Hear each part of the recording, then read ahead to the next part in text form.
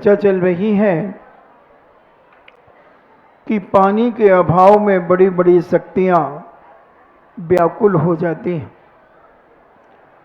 नारायण जैसी ताकत पानी को पाने के लिए जीवन समाप्त कर गई, मगर पानी नहीं मिला। पांडव जैसी शक्तियां जो तद्भव मोक्षगामी हैं, उसी भाव से उन्हें मोक्ष की प्राप्ति होना है। धर्मराज को, भीम को, अर्जुन को ऐसी कठोर जीवन में परेशानियां कि धर्मराज जैसी ताकत एक एक बूंद पानी के लिए व्याकुल हो रही है। मां का सहारा ले रही है, मां को बेटे का सहारा चाहिए, मगर एक प्यास के कारण मां अपने बेटे को सहारा देकर के कदम कदम चला रही है। बंधु, ये कर्म इतना खतरनाक है, या न्यायाधीश है या विवेकशील है, आपको जो उपमा देना हो दे दो, मगर कर्म कभी किसी के साथ पक्षपात नहीं करता। कर्म दूध का दूध और पानी का पानी करता है। हमें लगता है कि हमारे साथ गलत हो रहा है। अब गलत क्यों नहीं होगा? देखो वो कितनी बातें कर रहे हैं वहां खड़े होकर के, उन्हें कोई मतलब नहीं है तुम्हारे प्रवचन से। तो ऐसे व्यक्तियों को ऐसे कर्मों का बंध होता है, ऐसे तीव्र निधत निकाचित कर्मों का बंध होता है कि ये कुछ भी कर लें वो कर्म इन्हें भोगना ही पड़ेगा, क्योंकि ये संसार में गाफिल हो गए हैं। अज्ञानी जीव कर्मों को हंसते हंसते बांधता है, और जब कर्म उदय में आता है, जब 64 धार फूटती है, पूरा परिवार उसके साथ दुखी होकर के तड़पता है। बहुत सारे लोग आते बोले, महाराज जी किस कर्म से ऐसा हो गया, क्या कारण हुआ? अब ये केवली भगवान बताएंगे वो कारण क्या हुआ। ऐसे ही कारण बनते हैं। और धर्मराज जैसी ताकत ने भी कोई काम ऐसा किया होगा, भीम ने भी कोई ऐसा कार्य किया होगा, अर्जुन ने भी ऐसा कोई कार्य किया होगा, नकुल सहदेव ने भी किया होगा, और मां कुंती ने भी किया होगा। एक सामूहिक पाप भी होता है। वहां जमीन को देख करके जा रहे थे, उस नगर के लोगों ने पूछ भर को, किसी ने पत्थर मारा, किसी ने अपशब्द कहे, किसी ने गालियां बकी, मगर मुनिराज बड़े शांत भाव से जा रहे थे। उसी नगर में एक धोबी रहा करता था। वह धोबी लोगों से हाथ जोड़ करके निवेदन कर रहा है कि भाई तुम्हें क्या तकलीफ है, मुनिराज जा रहे हैं, तुम क्यों उनके ऊपर कीचड़ उछाल रहे हो, उन्हें क्यों पत्थर मार रहे हो? मगर उस बेचारे धोबी की बात कोई सुन नहीं रहा था। वह बेचारा सबसे निवेदन कर रहा था, बड़ा विनय पूर्वक हाथ जोड़ करके। जैसे मैं भी कई बार कहता हूं कि भाई वार्तालाप नहीं करो, मगर आदमी मोह में इतना गाफिल होता है कि झुंड बना करके वार्तालाप करता रहता है। ऐसे व्यक्तियों को भी ऐसे तीव्र ज्ञानावर्णी कर्म का बंध होता है, पूरे के पूरे लोगों को। और जब ये कर्म उदय में आता है तब उसे एहसास होता है कि हमने ऐसे क्या किया था। एक हमने 500 मुनिराजों का भी एक उदाहरण दिया था कुछ दिन पहले, कि 500 मुनिराजों को घानी में पेल दिया गया, घानी में पेल दिया गया, और 500 मुनिराजों को मौत के घाट उतार दिया गया था। हम सामूहिक पाप ऐसा ही कुछ करते हैं। अब उस गांव के लोगों ने एक मुनिराज के ऊपर पत्थर, अब शब्दों का प्रयोग किया, और एक धोबी ने सबसे निवेदन किया कि भाई यह कार्य मत करें। अब पूज मुनिराज तो उस गांव से निकल गए, बिहार कर गए। धोबी भी अपने परिवार को लेकर किसी काम से नगर छोड़ करके चला गया। ना जाने अचानक पूरे गांव में, नगर में आग लग गई, सारे मकान जल गए, लोग जल करके मर गए, मगर उस धोबी के मकान में एक आंच भी नहीं आई, धोबी का एक तिनका भी नहीं चला। ऐसा अतिशय, क्योंकि वह अपने परिणामों को निर्मल कर करके प्रत्येक व्यक्ति को समझाने का प्रयास कर रहा था, और अहंकारी व्यक्ति उनकी निंदा करने में आनंद मना रहा था। कर्म में कई लोग पूछते हैं कि महाराज जी, पूर्व जन्म के ही कर्म उदय में आते हैं या वर्तमान का भी कर्म उदय में आ जाता है? तो इस उदाहरण से हमें समझ लेना चाहिए कि पूर्व जन्म के कर्म तो बहुताय उदय में आते हैं, मगर वर्तमान का कर्म भी उदय में आता है।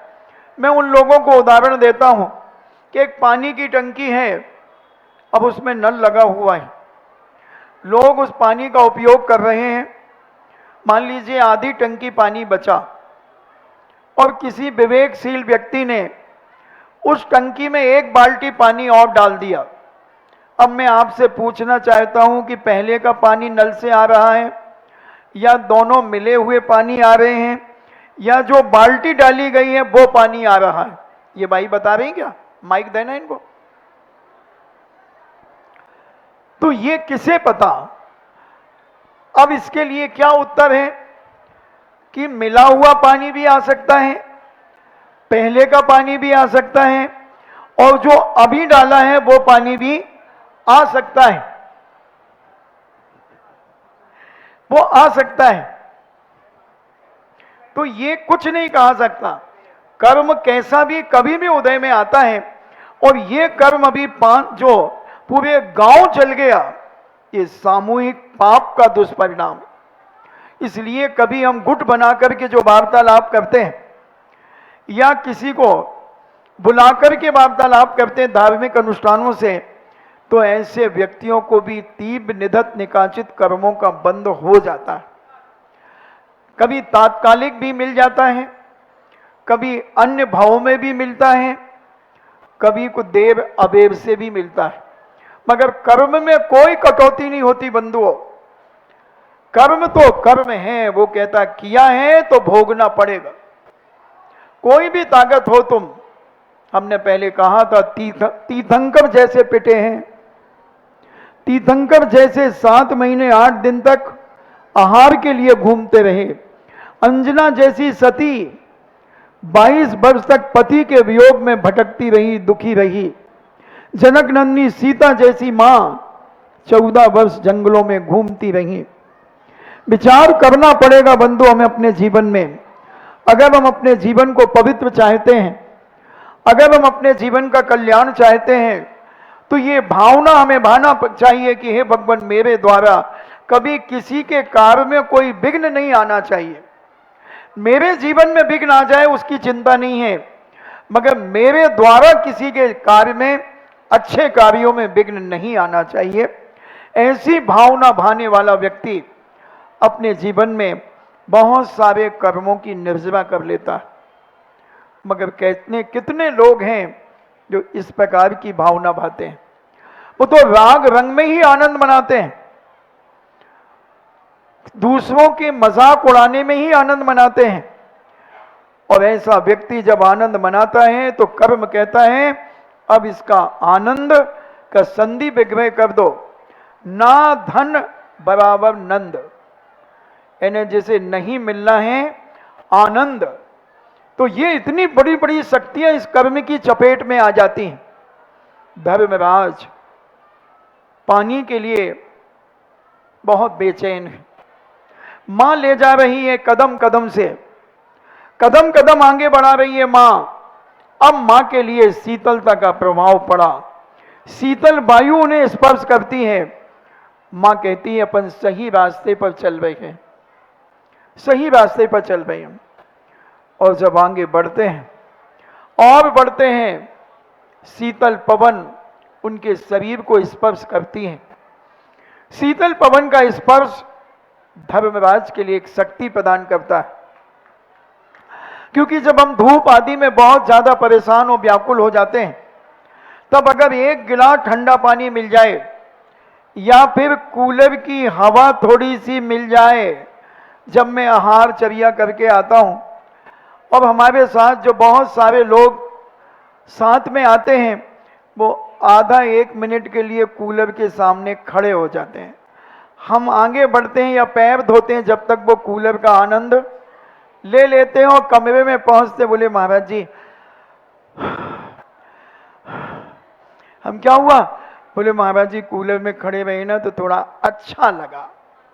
ऐसे ही धर्मराज के लिए भी, मां कुंती के लिए भी वो शीतल पवन अच्छी लगी, और थोड़ा मां आगे ले जाती है, जलाशय दिख जाता है, और जलाशय दिखने के बाद धर्मराज बड़े आनंद विभोर होते हो, कहते मां मां तू भी पानी पिएगी ना? मैं भी पानी पीऊंगा। और मां कहती है चलो।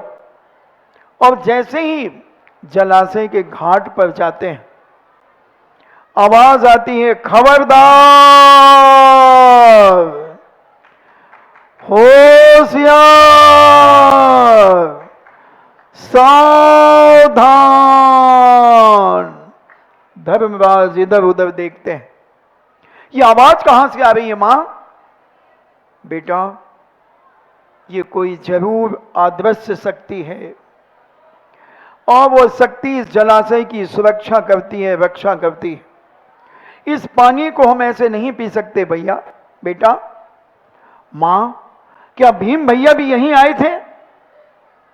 क्या अर्जुन भैया भी यहीं आए थे? नकुल और सहदेव भी क्या यहीं आए थे? हाँ बेटा, इसी दिशा में उन्होंने विहार किया था, गमन किया था, यहीं कहीं देखो। और शीतल पवन का स्पर्श शरीर में मिलने से एक एनर्जी पावर आता है, और धर्मराज जब थोड़ा सा पलट करके देखते हैं तो 4 महाशक्तियां एक साथ चित्त पड़ी हुई हैं। मां, भीम भैया भी पड़ा है, अर्जुन भी पड़ा, नकुल सहदेव भी पड़ा है। हाँ बेटा, यह सब आदर्श शक्ति के द्वारा हुआ है। मां, इस आदर्श शक्ति से हम कैसे निपटारा करें? चलो हम पूछते हैं कि वो क्या चाहती है।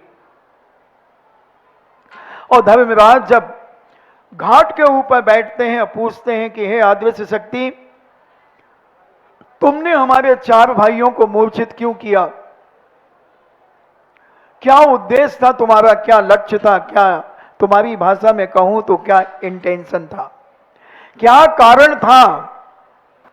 तब आदर्श शक्ति कहती है धर्मराज, तुम बहुत सज्जन और विवेकशील हो, मैं तुमसे प्रश्न नहीं पूछता हूं, मगर जो तुम्हारे भाइयों से मैंने प्रश्न पूछे हैं, अगर उन प्रश्नों का उत्तर तुम मुझे दे देते हो तो मैं तुम्हें पानी पीने की भी छूट दूंगा, तुम्हारी मां के लिए भी पानी पीने की छूट दूंगा, और तुम्हारे 4 भाइयों को भी हम मूर्छा अवस्था से स्वस्थ कर देंगे।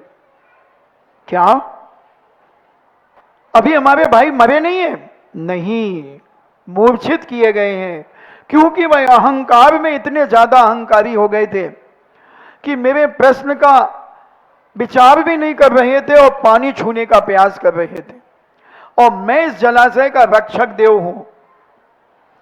देव हूं, इसलिए मैं इस जलाशय का पानी बिना इन प्रश्नों के उत्तर दिए बिना पानी किसी को नहीं पीने दूंगा। जैसे सांगानेर में यक्ष रक्ष जिनालय बिना परमिशन के आने नहीं देता, लाने नहीं देते, वहां संकल्प करना पड़ता है कि मैं कितने दिन के लिए ले जा रहा हूं।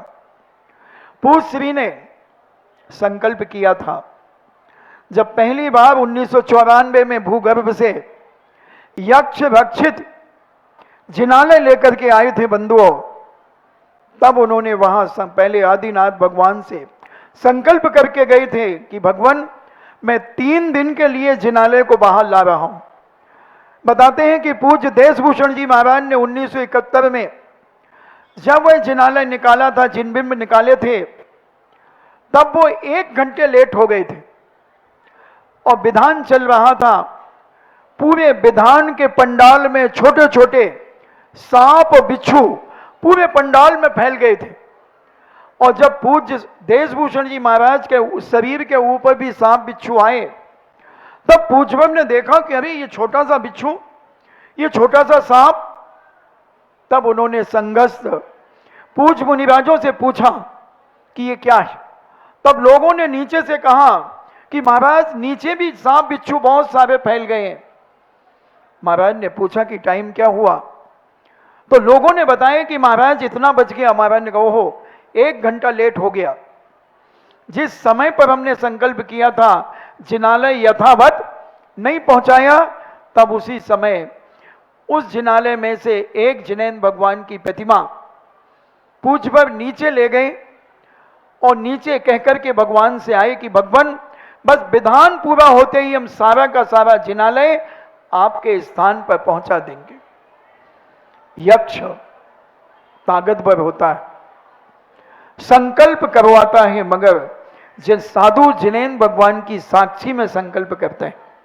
पूज्य बाबा ने 3 दिन का संकल्प पहली बार जब 1994 में सांगानेर से जिनबे में निकाला था, तब 3 दिन का संकल्प किया था और यथावत समय पर वहां विराजमान कर दिया था। फिर 1999 में जब पूज्य बाबा ने पुनः भूगर्भ का जिनालय निकाला, उसके पहले 3 मंजिल का निकाला था, मगर 1999 में 4थी मंजिल में चले गए और 4थी मंजिल से 31 जिनेंद्र भगवान एक्स्ट्रा लेकर के आए। 101 भगवान लगभग 1999 में बाहर आए और 5 दिन का संकल्प करके लेकर के आए। 5 दिन लोगों को बड़े विशाल पंडाल में 24 घंटे दर्शन हुए। मात्र 2 बजे से 3 बजे तक जिनालय सांगानेर का जिनालय बंद किया जाता था, क्योंकि साफ सफाई के लिए। बाकी किलोमीटरों लंबी लाइनें, किलोमीटरों लंबी लाइन लगती थी। फिर उसके बाद 2002 में चांदखेड़ी के भूगर्भ से स्फटिक मणि की लगभग 2.5-3 फुट ऊंची प्रतिमा उस भूगर्भ से निकाली थी बंधुओं। ऐसा वहां बताते हैं कि कई मुनिराज आया करते थे और कहते थे कि यहां कहीं जिनालय तो है, मगर किसी को रास्ता नहीं मालूम था। पूज्य विमल सागर जी महाराज ने 1984 में, जो वहां के अध्यक्ष थे, चूने वाले के नाम से जाने जाते थे, उनसे कहा था कि कोई ऐसा साधक आएगा जो यहां के भूगर्भ से भगवान को निकालेगा। बहुत साधुओं ने प्रयास किया, खोजने का प्रयास किया, मगर कोई नहीं निकाल पाया। 2002 में 2001 का कोटा चातुर्मास करने के बाद जब हम लोग चांदखेड़ी के दर्शन करने गए, तब वहां की कमेटी और अध्यक्ष ने कहा कि महाराज जी ऐसी ऐसी बात है और ये शिलालेख भी लगा हुआ है। पूज्य विमल सागर जी महाराज ने ये बात कही। तब महाराज ने कहा कि मैं विचार करूंगा। महाराज को एक दिन रात्रि में स्वप्न आता है और कहते हैं वो स्वप्न में किशन सिंह मड़िया, जिसने चांदखेड़ी का मंदिर बनाया,